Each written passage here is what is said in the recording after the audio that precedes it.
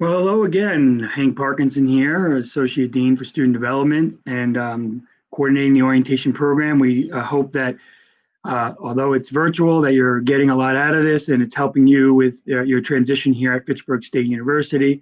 I've said it once, I'll keep saying it. If there's anything we could do to support your transition, please ask for help. Don't hesitate to reach out to myself, my team, any other administrator staff on this campus. And you could even start with your if you're in the halls, the resident halls, with your resident assistant. And if you're a commuter student, you could start with our commuter affairs office here at the university, which is out of the Office of Student Development. So again, don't hesitate to ask for help. We're going to get into our next session here for this program, which is titled Campus Safety. And it's my pleasure to introduce to you all our Chief of Police, Michael Clery here, and one of our lieutenants, William Fisher. Chief, the floor is yours. Okay, good afternoon, everybody. Presenting remotely like this is a little bit different for us. We like to have our in-person sessions. We're going to try to give you the same energy and effort and information as we do in our typical ones. I'd like to just ask if someone could just acknowledge in the chat that the presentation is up and you can see that. Maybe Hank or Joe, could you do that for me? Excellent, thank you so much. Okay, first off, I appreciate the introduction. As Dr. Parkinson said, my name is Michael Clery. I'm the Chief of Police here at Fitchburg State. I've been with the university for about 6 years now. I came in 2014. I've been the chief now for 4 years. A little bit about my background. I spent 17 years in municipal service. I was a sergeant for an accredited police department. I also went to work at Mass General Hospital for a period of time, and I managed their investigative and intelligence unit and worked with a variety of other former law enforcement officers. Mass General Healthcare Facility has a graduate school attached to it and some of the largest research facilities in the United States. I also did some security consulting in biotech. I spent a few years doing that, working with labs and other research facilities. I consulted for the Mass Society for Medical Research and the Mass Medical Society. By way of education, I have a bachelor's degree in CJ from Becker College in Worcester, and I have a master's degree in public administration from Clark University. So that's the lens in which I bring my professional experiences here. In addition to that, it's always good to share that my brother Adam is an undergraduate alum, and while he was here, he was the liaison to the Board of Trustees, the student liaison of the Board of Trustees, and my wife Megan got her graduate degree here in school counseling. I am going to pause for just a moment and give Lieutenant Fisher an opportunity to introduce himself before we move forward with the presentation. Bill? Make sure my camera came on here. Everybody can see me, hopefully. Again, my name is Bill Fisher. I've been a lieutenant at the University Police Department for just about coming up on 20 years now. All of my experience, besides a small stint where I worked for a small municipal police department in the beginning of my career, has been here at Fitchburg State. By way of my educational background, I'm a double Falcon. I got my undergraduate degree here at Fitchburg State, and then recently got my master's degree here at Fitchburg State. So I've been delved and immersed in the community, whether it's through work, whether it's through my education, and through my family life, where my daughter actually went to school here for 3 years in the 3+3 program and just graduated from UMass Law with her law degree and is looking to take the bar in October. So I've participated in all aspects of Fitchburg State as far as what you can here, and as well as enjoying interacting with all you guys, whether it's coming in here for orientation as a newer student or seeing you guys, cross that finish line and graduate. So I've enjoyed that, and it's pretty much me. So I'll turn it back over to the chief. Thanks, Bill. I appreciate it. First things first, for those that are new students or you're transferring over, congratulations. Coming to college is a major step. I was a first-generation student, am a first-generation student. It was quite the task to kind of break that cycle and dynamic and try to create a better life for myself. A lot of us who work here are in that same position, and we respect your journey. We respect the time and effort made by you and your families to get to the point that you're at right now. With that said, let's shift a little bit and talk about what we hope to cover today. So I want to give everybody just a brief overview of the University Police Department, who we are, how we operate, services that we provide. I want to try to provide everybody with a stronger understanding of what campus safety really is, and that can have a different definition for a variety of folks. I want to talk about our personal safety course offerings that are going to need to be modified in this day and age of COVID. And then I really want to spend some time talking about social accountability. And what I mean by that is that we are in some challenging times. There's been a lot of scrutiny placed on law enforcement. People have concerns. I want to address them up front with you as a group, and we're going to do that on the back end of this presentation. So the first thing that I'd like to talk about, or perhaps as the slide indicates, just kind of recognize the situation that we are currently in. It is not lost on everybody that we are under a tremendous amount of stress in whatever aspect of your life that that may be impacted at this point. So we have the impacts of COVID, right? That's had issues or created challenges for our economy. The state guidance, the federal guidance, it seems to be changing quite a bit quite frequently, and we're all starting to try to keep up with that. There's also a lot of fear. We don't know what tomorrow is going to bring. How true is this risk? Am I safe coming to school? Am I safe going to work? Am I safe at home? Am I safe hanging out with my friends? And what does that look like along the way for everybody else? And then we have, how is the school going to operate? Or maybe we've got younger siblings. What's K through 12 look like? A lot of you were probably impacted on the back end of last year, having to go remote on short notice and finish your senior year in high school along the way. So it's created some challenges. We have concerns about social justice that are occurring across the country, plus some high-profile incidents that have occurred. We're seeing protests, demonstrations, we're seeing riots. We have the Black Lives Matter movement. We have issues and concerns about police reform.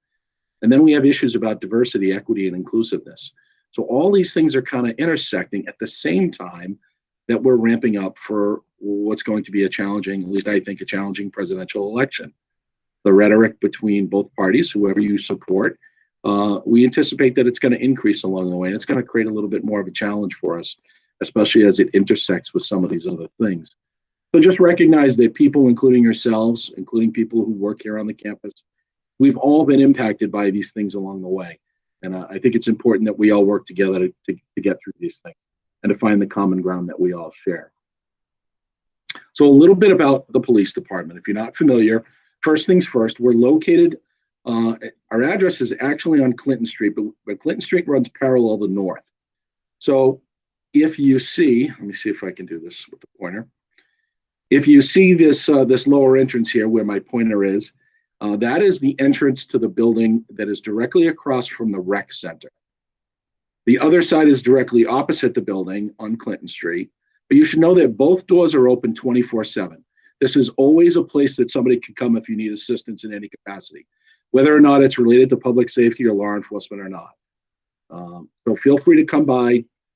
I strongly encourage you to take the phone number down, take a screenshot of it, program it into your cell phone if you ever need it.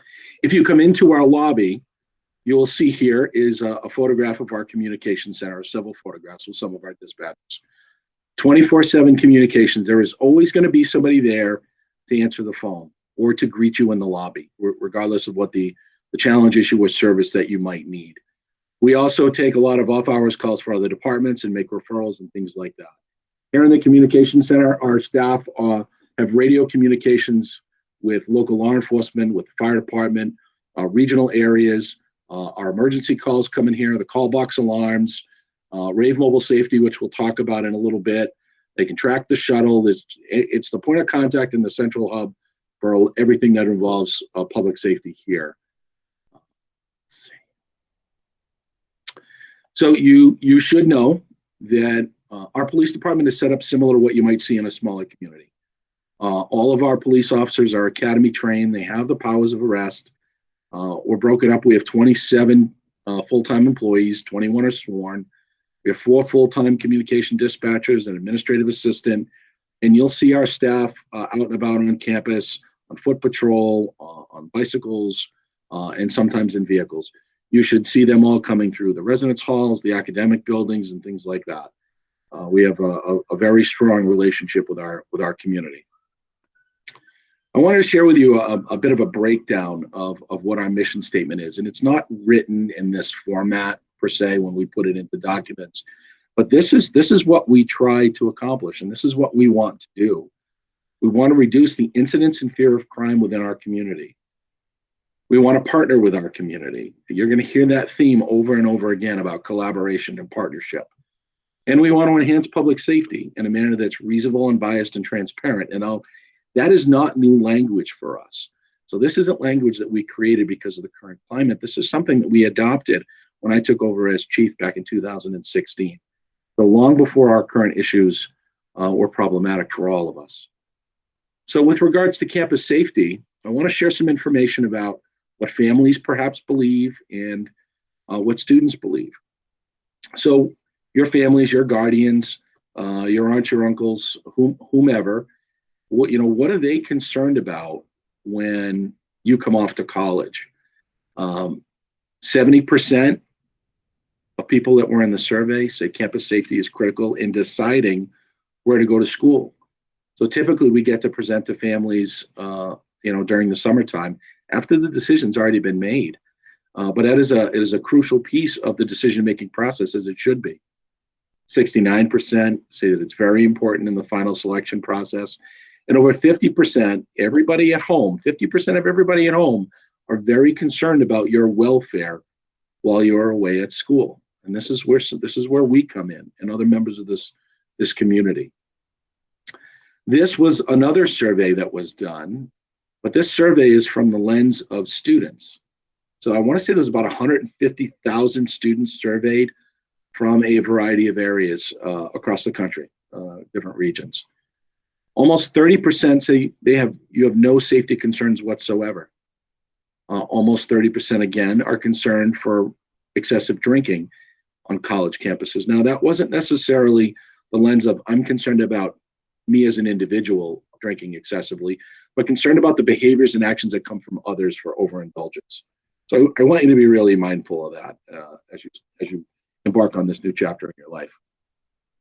14% walking alone, 10% theft or robbery, unlit pathways. Small percentage was worried about sexual violence. We're going to talk a little bit about that. Trespassers on campus and other criminal activity. You can see the percentage of numbers of what concerns are continuously decrease along the way, and are very different compared to what parents might see. Just for a point of reference, we're going to try to hold as many of the questions as we can until the end. So I'm not sure if our moderators are putting them in the chat or the students have the ability to put them directly in the chat, but just so that everybody knows, we're going to try to field them all at the end. We try to build this presentation out to answer as many questions as possible, but we know that there are still going to be many that might be asked. I think the one that came across is how many police officers do we have? There are 21 sworn police officers, so the department's made up of 27 people in total. 21 are police officers, and that includes myself. So campus safety can have many definitions, right? And it is, in a sense, all of the different aspects of safety, from environmental design, meaning how are the bushes and shrubs laid out? How are the stairwells laid out? Where is the lighting? To systems and technology, camera systems, mobile safety devices, panic alarms, and things of the like. We all play individual roles, and as do all of these other departments along the way. The one thing that I really want to highlight for you, specifically things that maybe are a little bit different than your high school experience, is this piece here where my pointer is: personal responsibility. You have different responsibilities perhaps now, or increased responsibilities compared to what you did in your previous experiences. So you own a lot of your own safety, and that for those around you. But our job is to try to help you along the way and guide you through the process and try to work together to keep you safe here. So we take a three-pronged approach to campus safety. So we have, as a department, a community policing philosophy, which means that we work together with our community to problem solve issues, get to the root cause of things, and try to find a way to fix them. We offer a variety of personal safety programs that we're going to talk about in just a little bit. And then also we have liaison officers. So our liaison officers are those people that are assigned to groups, clubs, organizations, residence halls, various departments on campus that want to have a direct conduit to the police department for the sharing of information, both to the department and coming from the department. So it gives us an opportunity to talk about a variety of things. We also have a care team. It's a multidisciplinary team that works to try to problem solve issues that might impact the welfare and the academic success of our students. So this group meets weekly or as needed to try to address and provide support to people before they become really problematic. And the people that are part of this care team that meet on a regular basis are the dean's office, academic affairs, enrollment management, counseling, us, housing, Title IX when appropriate. The university truly works in collaborative formats to address a variety of things that might happen as part of our environment, both proactively and reactively. Anybody on campus, anybody off campus can file a care team report. If you go to the university's website and type in care team, it will bring you to the page that has the link to be able to submit a report. And these are the types of reports that we want to know about. If someone is struggling academically, we're going to connect them with the right people to try to get them help. If there are things that really can't be identified, they're general concerns, we'll triage that out too. Someone that's been missing is displaying distressed, disruptive, or dangerous behaviors. We have ways to interject and try to provide help to that individual. It's not a punitive process. It's a process that's geared to try to help everybody succeed here. I mentioned a little bit earlier that three-pronged approach is that we certainly do have a community policing philosophy, meaning that we want to work with everybody.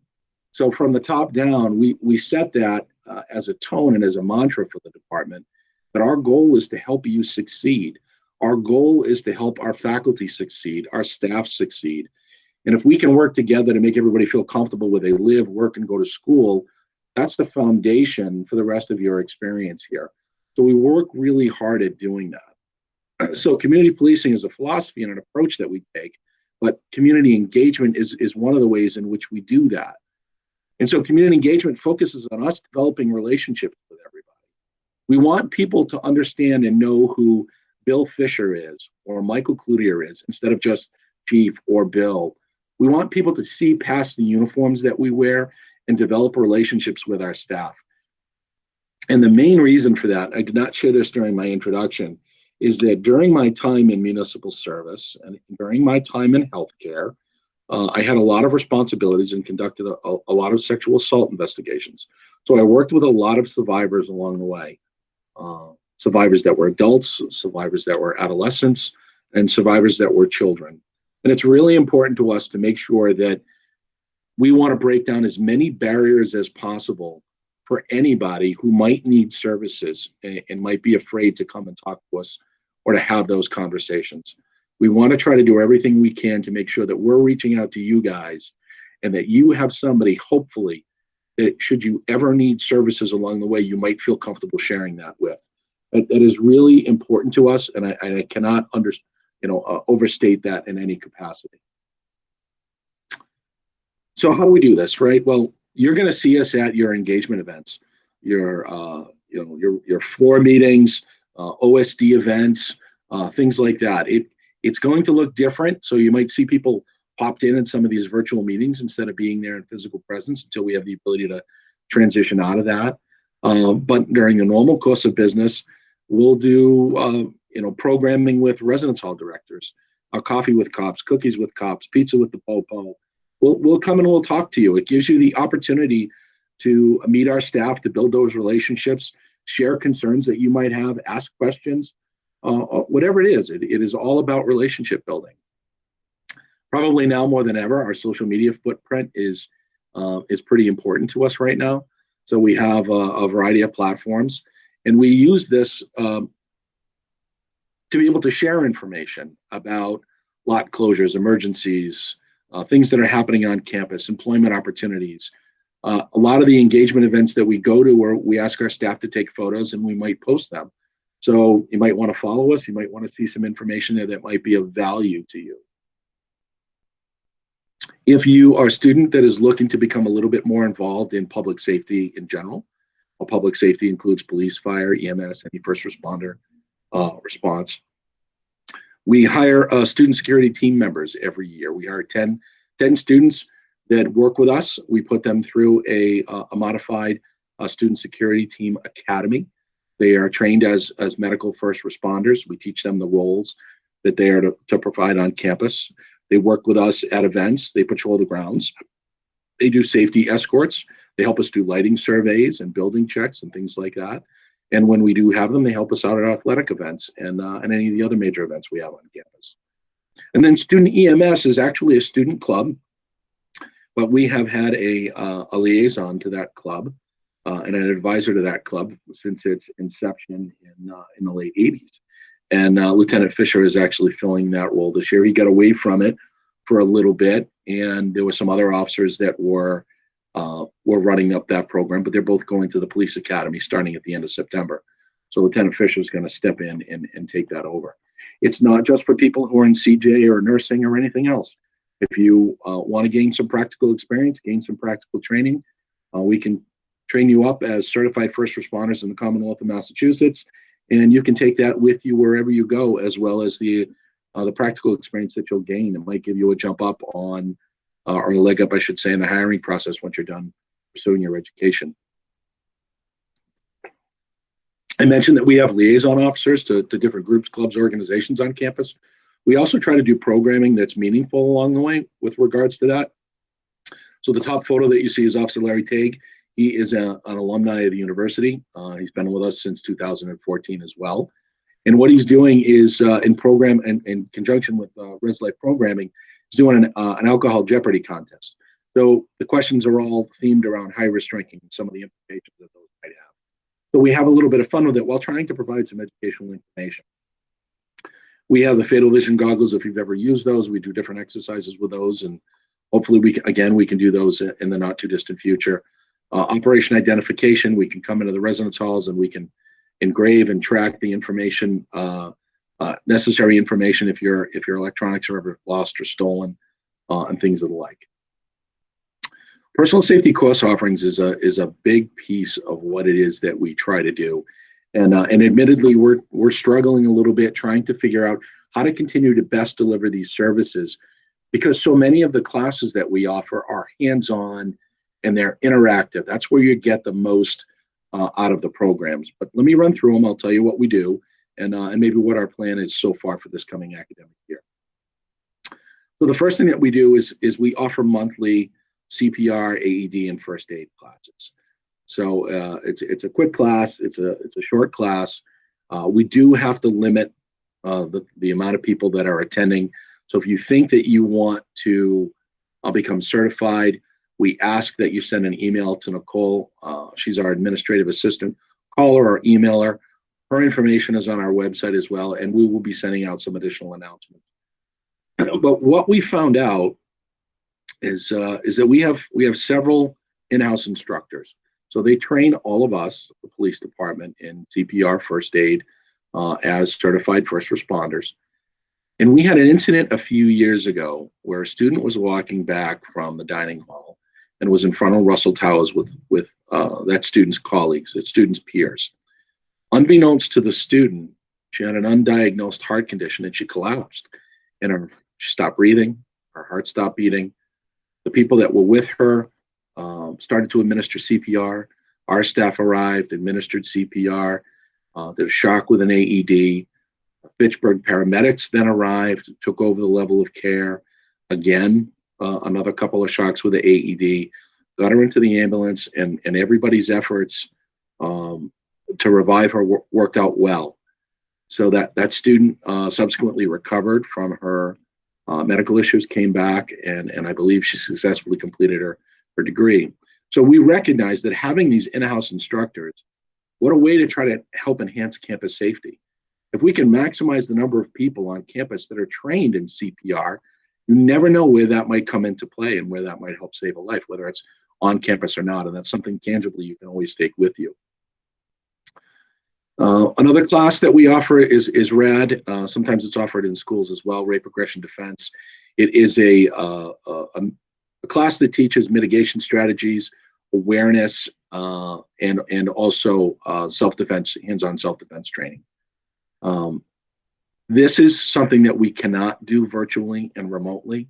So until we are at a time where we can actually give this again, unfortunately, we have to postpone it. But as soon as some of the state guidance changes that allows us to do some of these things, you'll see us move this programming back up.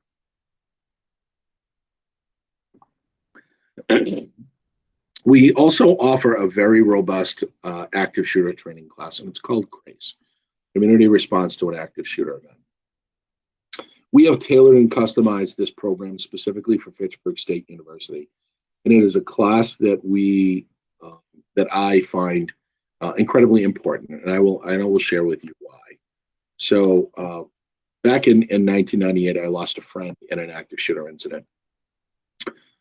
He was killed down in Miami, Florida, after completing grad school, where a gentleman went on a shooting rampage at an apartment complex, shot 4 people, killed 2, and one of them was my friend Jeff.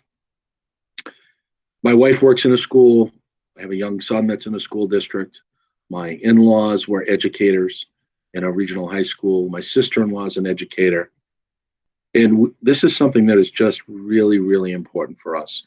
I typically poll the incoming class to see what type of training everybody has. And as the years have gone by for me, more and more hands go up that people have received some level of active shooter response training in K through 12. And I'm really glad to see that. And I'm looking forward to opportunities for us to be delivering this, but it will need to be done in a virtual setting. So we're just trying to figure out a couple of logistics, and then we'll get that published and out for everybody to see. There's another class that we offered. We were the first ones in this region to do it. It's called Until Help Arrives. It's a FEMA class. So you can provide some basic services for somebody or a set of circumstances after an incident occurs. And so this is a really short window in time that we're talking about. And what I mean by that is this course focuses on what you can do from the moment an incident occurs, car accident, trip and fall, somebody bleeding, whatever the case it is, from the moment something happens until the time professional first responders arrive. So we can teach you how to stop bleeding if you're comfortable doing that, how to call 911, how to provide comfort care to somebody to be reassuring of them if they're hurt or injured. So think about the classes that we've talked about already. You know, we talked about RAD, which has a prevention piece. We talked about CPR and first aid. We've talked about our active shooter response that has mitigation and response. And we have this. So we're trying to cover the gamut of a variety of different points in times for a variety of different sets of circumstances for our community. What you have on your calendar today as well is this presentation called After the Fire. We typically play a video trailer for it and talk a little bit more about it at length. But I have to share with you, this is a phenomenal presentation. It is a phenomenal discussion. It's sponsored by all these individual offices. So we all really subscribe and believe in this. And when you hear Sean and Alvaro's story of freshmen at their university and what transpired, it's pretty impactful and it's pretty powerful. And when you participate in it tonight, I want you to think about where your space is located on campus. And then I also want you to think about the space that you might occupy when you're off campus. You're at a friend's house, you're at a restaurant, you're at an off-campus party, whatever the case may be. I want you to be really, really mindful of your environment, your surrounding, and think about that as you're watching this video. Let's talk a little bit about systems and technology. So we have well over 200 security cameras on campus. There are more that are going to be installed. There are panic buttons and blue phones all across campus. There are over 60 call boxes, emergency call boxes, that ring into the University Police Department. All those blue phones, those are emergency buttons. You press those buttons, there's two-way communication with our dispatcher. Light goes off on top and it automatically generates an officer's response. Um, we're going to talk about Rave Alert and Rave Guardian, a couple of software applications we have. So Rave Alert is our mass notification system. Everybody that works or comes to the school, they're automatically enrolled to receive email notifications from Rave. So anytime we send out some type of messaging, you will receive that alert via email only. If you wish to have it sent to you via text messaging or a voicemail or a phone call to your phone, you have to go to the Rave website through the university site and opt in. You log in using your Falcon key and your password, and then you can put in whatever information that you want and select what those features happen to be. The other thing about this particular system, not only do we use it for emergent sets of circumstances, but it's also the same system that we use if there are class cancellations, individual faculty members might cancel, or if the school is going to be delayed or closed due to inclement weather or other things of that nature. So if you've got an 8 o'clock class that you have to be at, and you might want to think about getting yourself signed up so that we can get you the notifications that you want in a timely manner if something happens to be off with your class for that particular day. Rave Guardian. Rave Guardian is a personal mobile safety app. You can get it from, you can download it from Apple. You can get it from the Google Play Store. Once it's downloaded onto your phone, it will automatically update itself once you get logged in with your credentials from the university. And it will switch to all the Fitchburg State coloring and labeling and things like that. I'm going to explain to you a little bit about what this personal safety app is. There are several features of this of this app. So number one is that you can have, in essence, a personal panic button with you at all times. So if you enable it, it can be GPS enabled, that if you hit the Call Campus Police button, alarm systems will go off in our communications system, our communications center. All of the information that you pre-populate will come up on a screen. You can include your photograph, where you live on campus, any medical conditions you might have, things of the like. All that information will come up. It will triangulate your best location, and we can send an officer to immediately assist you. You don't even have to talk to somebody if you don't want to, if you're in that type of situation. Another one is that you can use a two-way text messaging. You can send us text message, photograph, and video tips right to our dispatchers, and they can communicate back with you along the way. So as a matter of fact, we had a call like that last night. Some messaging came in through the Rave Guardian app about some concerning behaviors, and we were able to immediately respond and handle that situation. So if you're not near a phone, you don't want someone to know that you're making a phone call, or you see something that is concerning, you can take a photo, you can take a video, or you can just send us a text message, and our staff monitor that 24/7. The other is the Guardian feature, if you will.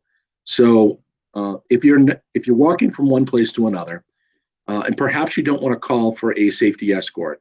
Safety escort is either somebody from our student security team will walk with you from one point to another on campus, or if they're not available, one of our staff members will do it, one of our officers will do it. But let's say you're not comfortable with that, but you want somebody to know where you are and what's going on. You can set up somebody else, a friend, a peer, a guardian, a suite mate, a family member. You can set them up as your guardian, and they can virtually walk with you and follow you along the way. You can set a timer. It should take me 10 minutes to walk from point A to point B. If you don't reach your destination, a timer will go off, an alarm will go off on your phone, go off on the other person's phone, and they can check in with you. Or if you change the time, you say you stop to talk to somebody, you can increase the time. It's just a virtual way that somebody can be with you to help should there be any challenges, or to give you a sense of reassurance. If you're unsure about this, you can come down to the station, you can talk to an officer. There's a page dedicated on our website to this information so that you can find it and get yourself set up if that's something that you're interested in. I want to talk to you for a minute about the Clery Act. The Clery Act is something that definitively impacts higher ed. So the Clery Act was named after Jeanne Clery. Back in the 80s, she was sexually assaulted and murdered in her residence hall at Lehigh University. And what was subsequently learned is that there were a rash of criminal activity that was taking place on the college campus.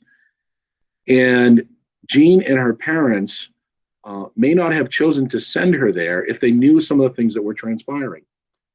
So federal law was passed. It's a consumer protection law that gives students, staff, faculty, employees, prospective students, it mandates that institutions openly share information about what's happening on their campuses, not only for crime statistics, but for mitigation strategies and various policies and programming that you're required to have. I want to talk a little bit about that as we progress here. So there are three main components of the Clery Act that we need to adhere to. One is we have to share and report our crime statistics, what happens on our campus. Number two is we have to alert the campus of any imminent dangers, threats, or dangers. So ongoing notifications, ongoing disclosures, and we'll talk about that. And then we have to distribute what's called an annual security and fire safety report. That needs to be available to everybody. There's a current version on our webpage now, and the new one will be coming out very shortly. So the first part of this is that we have to report and disclose our crime statistics. We do that in two ways. One is that we'll publish data in the annual security and fire safety report. It's on the website. It'll be emailed out to everybody. You can get physical hard copies if you want. And then we also keep a daily crime log of any criminal activity that takes place in and around the campus in our patrol district. And so anybody can go see that at any particular point in time. This is an excerpt from the annual security and fire safety report. So you can see the different classifications that they have. It's broken down by calendar year and on-campus totals, non-campus, public property, things of that nature. I highlight for you, I highlighted the category of rape, but you have rape, fondling, incest, statutory rape. Those are all considered sexual violence. And so I highlight this because I share with people and families that if numbers are zero, data shows 1 in 4, 1 in 5 women who live on campus during their undergraduate experience will suffer some form of sexual violence perpetrated on them, some capacity. Institutions have to work really hard to break down those barriers and to educate the community, not only to try to prevent these things from occurring, but also to be able to provide services to those survivors. This leads to part of the earlier discussion about us wanting to have strong relationships with our community, about wanting to break down those barriers so that perhaps people might feel a little bit more comfortable knowing where their resources are and seeking those services along the way. Sexual violence can have long-standing implications for individuals. And as an organization and as an institution, not only do we want to prevent them from occurring, but we want to make sure that we're responding to them in the most appropriate manner that's mindful to the needs of the survivor. So if you see other institutions that have zeros, I don't necessarily think that that's an accurate way of reporting information. And I would also share that our data from 2019 is a little bit low, and I'm not really sure why we had that dip in reporting. So we also spoke about ongoing notifications. So Rave alert system, we use it for a variety of functions. Now you may receive throughout the school year various types of notifications that come from us in collaboration with other departments. One might be an emergency notification. So we sent some out recently when there was a tornado watch in effect or a tornado warning in effect. So emergencies are for something that is happening now and may pose a significant or dangerous situation for the campus. It could be a bomb threat. It could be a pandemic or a disease outbreak. It could be an active shooter. It could be a noxious gas leak. There's a variety of things. It could be a weather event that is overly problematic. So we must provide that information and share that information out there. The other thing that you might see from us are what's called timely warning notices. Those are specific to these different types of crimes. And so we're required to send out notifications that those types of crimes have occurred if it presents an ongoing threat and risk to the university community. So you might see crime alerts, and it will tell you a little bit about what happened, being mindful of the privacy of the people that are involved, and at least a link or some information about mitigation strategies. So those are the two different things that you might see come from us, and they all go out through the Rave system. The publication of the annual security and fire safety report. This is the cover from the report that will be released. It is typically due every October 1st. There was an extension this year due to COVID. You can go see the the last published version on our website. If there's any information that you want to see there, I want to believe there's maybe 115 different policy statements in there about campus safety initiatives that not only the police department takes, but the institution as a whole and all the other departments. I share with you a little bit about what we see for calls on campus. So we talk a little bit broader about what's going on. This is what our officers are dealing with on a regular basis. So this is last year's data. You can see the number one thing was getting calls for building lockouts, building room lockouts. It's probably been the most frequent call that we've had since people came back to campus already.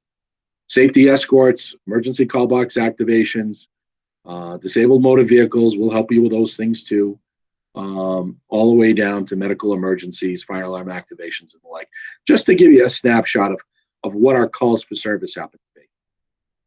With regards to criminal activity, I'd say the number one thing that we see are thefts, the theft of property, lost or stolen property.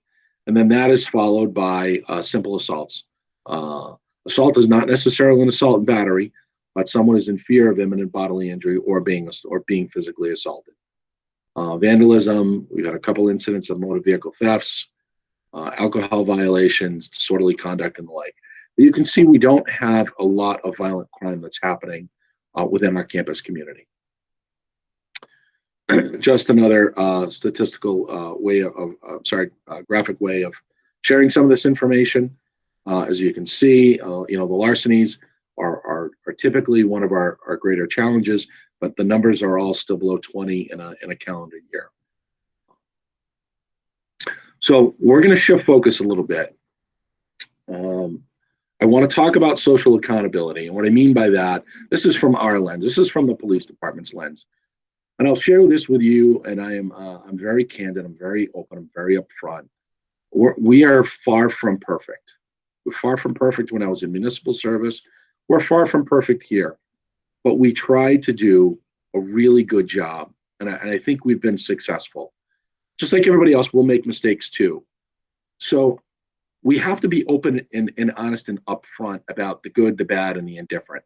And so I want to share information for those of you that might be questioning what the university police department is like. How do they operate? Are they doing some of the things that we would expect police departments to do in today's day and age? So I'm going to share the information with you, and then obviously you can draw your own conclusions about if you think we're doing things the right way or not. The goal here is not to sway your opinion. The goal here is to provide you with information.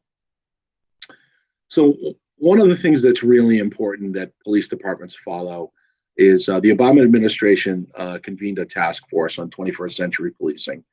Representatives from all across the country from a variety of different types of police departments. And, they developed 6 pillars to how police departments could operate or should operate in today's day and age. And one of them is building trust and legitimacy.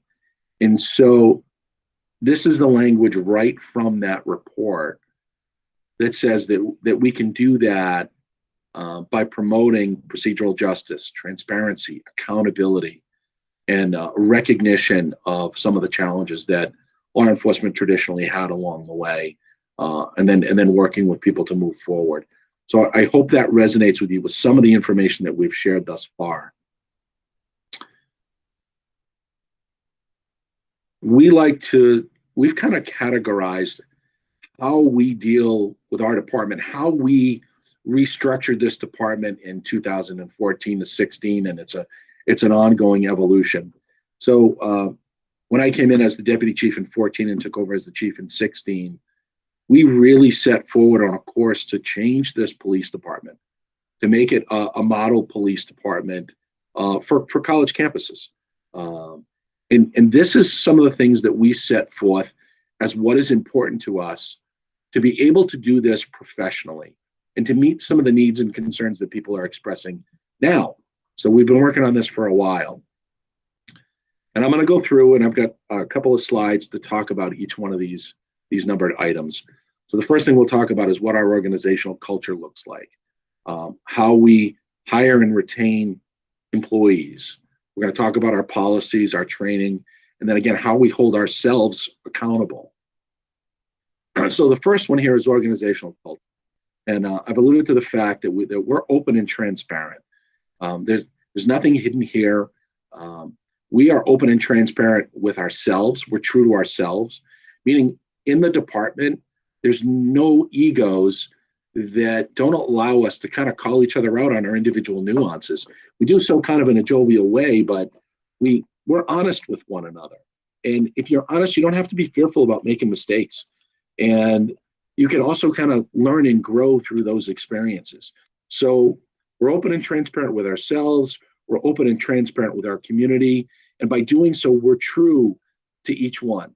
You know, we're just, you know, upfront and honest about everything. And we find that incredibly important to building trust. Our primary focus is on relationships with our community. And I mentioned that when we talked about community policing and community engagement. It's written into our mission statement, it's in our vision statement, it's in our core values that we want to build relationships. And this last piece here is that, you know, we view ourselves as a department that's oriented to protect our community versus prosecute, meaning our staff aren't out looking for everybody to make the slightest mistake so they can file a criminal charge or arrest them or refer them to conduct. That is not how we operate in any capacity. We operate from an education model and do so collaboratively with the other key departments on campus. To illustrate what I'm speaking about is that the resolution to potential issues or incidents that we respond to, there's various ways that those can come to conclusion. For us, we can effect arrests, we can effect criminal summonses, or we can refer to student conduct. And as you can see, significantly outnumbered, 278 summonses or conducts versus arrests. And I will say that our system doesn't allow us through an automatic query to differentiate between criminal summons and a student conduct summons or referral. But I would venture to say that the summonses are probably at about 8, about equal to the number of arrests that we had in a calendar year. And the remaining, the 270 of those that are going to be referred for student conduct. I will also share with you that it's infrequent that our officers are summonsing or arresting our students. We typically leverage our conduct process instead. So a great number of these ones that you see, even though they're smaller numbers, a lot of those are people that are not part of the university community. Recruitment and retention. We think it's really important to hire the right people. So we don't always focus on all of their credentials. We'll get them the training that they need. We'll provide them with those things. But we really want to hire good people who are good moral and ethical individuals. We ask them and we talk to them about what I call it their why. If anybody's a fan of Simon Sinek, you can look it up. When you get to the why about somebody. So let me give you an example of what I mean. One of the questions we ask everybody is, why do you want to be a police officer? Why do you want to work for the University Police Department? And a typical response or answer is, I want to help people. But we push that further. We want to know what drives you to want to do that. Was it an experience that you had somewhere along the way? Were you mistreated at one point and now you want to make a difference along the way? Do something in a positive fashion? Do you want to give back? Were you influenced by something, a personal experience, perhaps that drives you and motivates you? And we search for the true answers and the true reasons why people want to do this job and why they want to do this profession. And it helps us to avoid issues if we hire the right people to begin with. You should know that everybody here has to go through a very thorough background investigation. It is incredibly comprehensive. It takes about a week or so for our detectives to process a background investigation for each individual. They also must undergo a psychological screening by a company that we utilize down in Worcester that does psychological screening for police officers, to include the carrying of a firearm while on duty. They must pass a physical and a drug screen. And you should also know that we're not the only ones that select our candidates. It's a collaborative effort between the police department, the Division of Student Affairs, which we are a part of, and Human Resources. So there are multiple eyes and multiple lenses on the decision-making process along the way. And obviously you can see by that last bullet, not just from our police academy, but a lot of our officers, such as Lieutenant Fisher, that almost 50% of all of our employees here are Fitchburg State University alumni. And a great many others are still currently enrolled in classes here, trying to pursue their own education. So a lot of them have been in the seats that you have been in. And we're really proud of that fact, that they want to come back here and serve the campus community and serve our future students and our current students in the same way that they were the benefit of. Our policies and procedures. About 2 years ago, we embarked on a process to become an accredited police department. We chose to pursue accreditation through IACLEA, the International Association of Campus Law Enforcement Administrators. It is basically an international campus chiefs association. We have a variety of policies in place or in development, and they're all industry best practices. In addition, we're benchmarking against a variety of other measures. So I've mentioned the President's Task Force on 21st Century Policing. There are new standards for the Council for the Advancement of Standards in Higher Education, new ones for public safety. The Board of Higher Ed has, in 2008 and 16, they had commissioned studies for best practices for campus policing. And then there's been a popular one called 8 Can't Wait. It's not necessarily part of any a formal accrediting body, but we thought it was important for us to benchmark ourselves against them. And what I mean by benchmarking is, how do we measure up to the recommendations or accreditation standards that these different entities or organizations have for us? To break this down a little bit, and why we're pursuing accreditation is we want to be a professional agency. We are a professional agency. We want to make sure that we are following all industry best practices. That includes accountability, that includes training, that includes the hiring processes, all the things that we've already talked about. But let's break it down a little bit more. In the United States, there's about almost 4,300 colleges and universities. At least that was from a few years ago. Things have changed maybe a little bit. The numbers probably decreased slightly.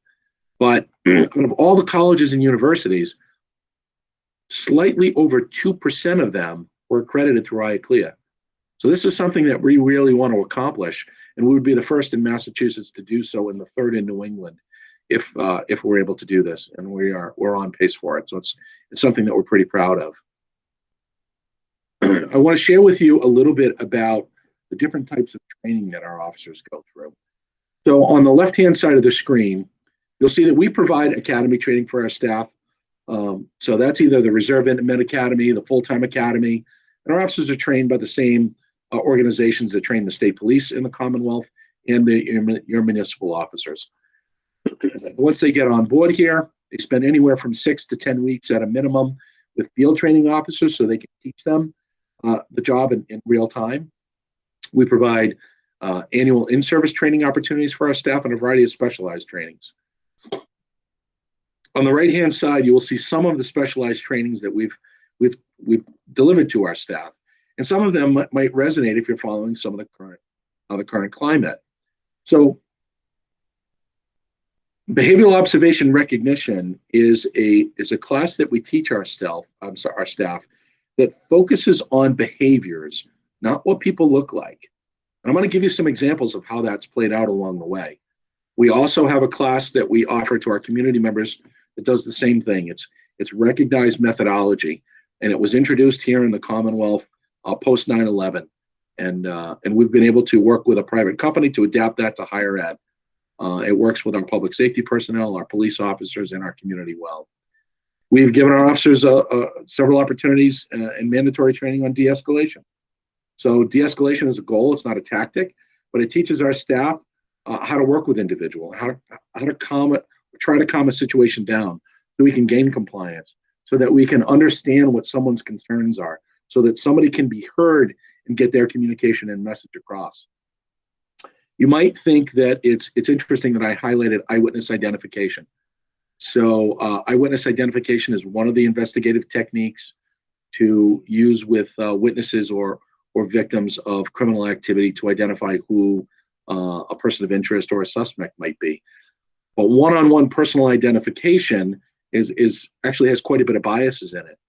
And so when we do eyewitness identifications, the officers that are investigating that case can't be the ones working with the witnesses along the way to do a photo array or a photo lineup or things like that. We want somebody else on the outside doing it so that their own biases can't inject into the process. We would rather have video footage than recollection because people do have biases and they do come out in an eyewitness identification things. Fair and impartial policing. So that's basically implicit bias, racial justice, stereotypes. It's all of these things that are ingrained in policing or what can be concerning in policing. And it's a mandatory class through the Commonwealth of Massachusetts. And all our staff have taken this, as well as implicit bias training, microaggressions, procedural justice, things of the like. And we also focus on officer wellness and officer safety. And so how does that relate? Well, if an officer is taking care of themselves, they're getting enough sleep, they're eating well, they're healthier, they're rested, they're going to deal better with any given set of circumstances. The decision-making process, whether it involves use of force or not, is going to be better than if somebody is not well rested, if they're not taking care of themselves.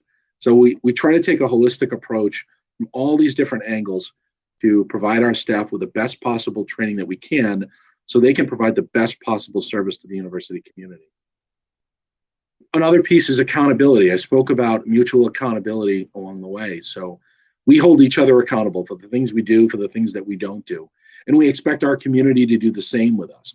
We've been open and upfront with that. We've had instances where there was some concerning behaviors or issues displayed on the part of some of our staff. Other officers have addressed it with them. If that didn't work, they went to a supervisor and it got addressed through that lens. That's the type of relationship and mutual accountability that we have here. If something rises to the level, we have a very robust internal affairs investigation process. So we have supervisors that will conduct investigations on the actions or inaction on the part of other officers. And typically it's a very serious process. But you should also understand that just like with our hiring processes, when we have these things, we're not the only one that has eyes on them. Human resources is involved. My reporting structure to the Vice President of Student Affairs, she's involved with that process. Senior leadership at the university is aware. So the decision-making process about what may or may not happen, what was appropriate, what was inappropriate, it's made by a group decision. And it's not just left up to us. So if anybody had any concerns that our police department was not being transparent, was not being open and honest, I can assure you that that is not the case. So I've spoken a little bit about what we do as a department, who we are, what we do, how we try to mitigate some of these things. And I want to give you now some examples of how this has played out over the course of the past couple of years. So it's one thing for me to sit here and say, we do all these things, you should trust us. Well, that's one thing. I'm going to show to you and demonstrate to you how this has all played out for us long before we found ourselves in the current climate that we are in. Back in 2016, we received a complaint from two students of color, two girls who we had great relationships with as a department. And they had a complaint against one of our officers by the way that officer was handling safety escorts. As it turned out, we believe that the officer was doing some inappropriate things to dissuade people from participating in the safety escort process. We conducted an internal affairs investigation. We shared that information with human resources in our reporting structure, and the officer was subsequently terminated for those behaviors. We did not tolerate that. It does not represent the values that we have as a police department. It actually goes completely against the grain. Post-Ferguson, there were some demonstrations that happened on campus. Black Student Union took the leadership in that.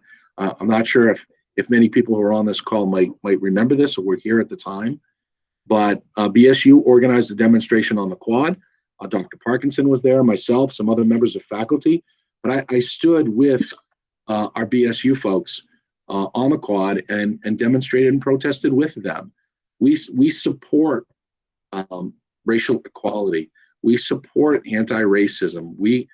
There's no room for any of those things to occur in our communities, especially in our campus.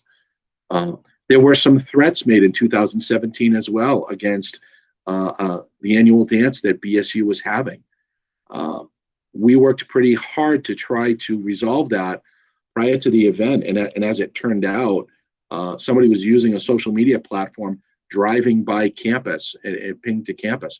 We were able to identify that person, get a confession out of it, mitigate any threats and risks to that dance. Then that dance went on and had a successful conclusion. In 2018, you may have heard there was a basketball game at the rec center, and one of our students of color had a pretty flagrant foul against a white player. It garnered national attention. People were calling for the student's arrest. He should be criminally charged. People made it into a racial incident. We got calls from all across the country that were threatening, and some of them were just completely way out of base and offline. We worked pretty quickly to help mitigate these issues and worked to a determination that the player would not be charged for what transpired at an athletic contest. So within a day or day and a half, I called the student to let him know that, but I also was concerned about his well-being. So the student made a mistake. There's no doubt about that. It didn't rise to the need for criminal prosecution, but because of all the nationwide attention and the hate that was being spewed towards this student, we needed to work to protect that student, even though he was the one that was the subject of the incident. He brought it on himself, that's okay, but he was still one of our students, so we need to make sure that he was still okay, even though all this was transpiring. And that fortunately came to the best possible conclusion that I think it could have. When we talk about all the training that we provide to our staff, everything that we had listed a year ago when everybody came back to campus, there were at least 3 different calls for service that my staff and I recall about concerning people, suspicious behaviors. And because we've provided our staff with this level of training, what is truly suspicious behaviors versus what somebody looks like, our officers, in responding to these things, were able to kind of sort through the reports and determine that the behaviors weren't rather concerning, but perhaps the callers were motivated by race to report things to us, not necessarily what we would consider concerning behaviors. So our staff didn't overreact. There were no negative interactions that occurred. We shared that information with our reporting structure, with the dean's office, so that we can incorporate that in other messaging and other programming across the university. So I share this with you because our staff have the ability to see the forest through the trees, if you will. They have the ability to adjust and adapt to a set of circumstances and get to the truth of what it happens to be. So conversely, these situations could have gone incredibly poorly. And those individuals who the reports were made against could have had a very different experience on our campus simply because of their race. And I'm glad to say that that did not occur. Our bottom line is that we want to see everybody succeed. We're here to protect our community. We want all of you to get across the finish line. We all want to see you at commencement. We want to see you achieve your goals and objectives. And we want to be part of that process to help you do that. And this is a photograph of Lieutenant Fisher at one of our commencement exercises along the way that just kind of illustrates that. Take a screenshot, look on our website. If you have questions, you can email us offline. You can talk to an officer when you see him in the residence hall. Our staff are very, very approachable. I'm sure that you've seen them along the way during trips to campus and things of the like, and as part of the move-in process. So with that, we will be happy to take any questions if you want to put them into the chat. We're also This session was booked through until about 3:30. So there's no questions. We're going to wind up letting you get out a little bit early, getting along with your day. We wish you the best on campus. We're here for you if you need us, and don't be afraid to talk to any of our staff, okay? I'm going to ask Dr. Parkinson to pop back in here to see if there's anything that's popped in on the chats, or if there's any questions that folks have, and we'll be happy to move forward. Hank? Yes, thank you so much. So it's actually through the form, the Google form. Right now there are no questions, but we'll pause here for a second to see if they come in, since we have a couple of minutes here. While we're doing that, I want to take a second to thank you, Chief, and Bill, for being here with us today and being a support for our community and making sure that we stay safe as a community. And then, of course, for presenting to our new students here and helping them understand how you will help keep them safe, us safe, and as well as how you could be a resource to our students. So it is greatly appreciated that you're here today with us. Thank you, sir. You're welcome. And maybe do a little awkward silence because see if the questions come in. That's the way this Google thing works. I learned that. I'll say this again, those that have been tuning into everything, this is a repeat. Those are just tuning in for the first time to one of these. I hope that it's been on all of them. If you have questions along the way, or you had a safety question, I know that the Chief, Bill, and all the department would welcome those questions directly. Chief, is there a departmental email we could just tell everybody? No? How do you want them to ask questions if they have questions for you? Yeah, they can. Why don't you provide everybody, if you would, Lieutenant Fisher and my email address, and they can reach out to either one of us directly along the way. And if we don't triage it, we'll make sure somebody does. Great. There was a question that just came in about where can we find the recording to the video. All the videos from these sessions are we're working on getting them uploaded to the orientation website, which is off our website, the Office of Student Development. But we're also sending an email out to all the new students, and so with the link. So, and we'll do that when we get there'll be 5 videos actually total. So this will be there as well for you to review if you wanted to go back and refer, or if a friend or whatever missed information, it will be up there. Okay, I think that's it. I don't see any other questions coming in. Thank you again for your time, and much appreciated. And folks that are streaming in, we have one more session again at 6 o'clock after the fire. As the Chief alluded, it's actually a very powerful, robust program. I'll be on with you again. And then there's your final small group. And then there is a virtual event that you should have got to your email tonight as well. So check that out if you haven't already. Thank you so much, and everybody have a good evening. Thanks, everybody. Take care. Good luck this semester.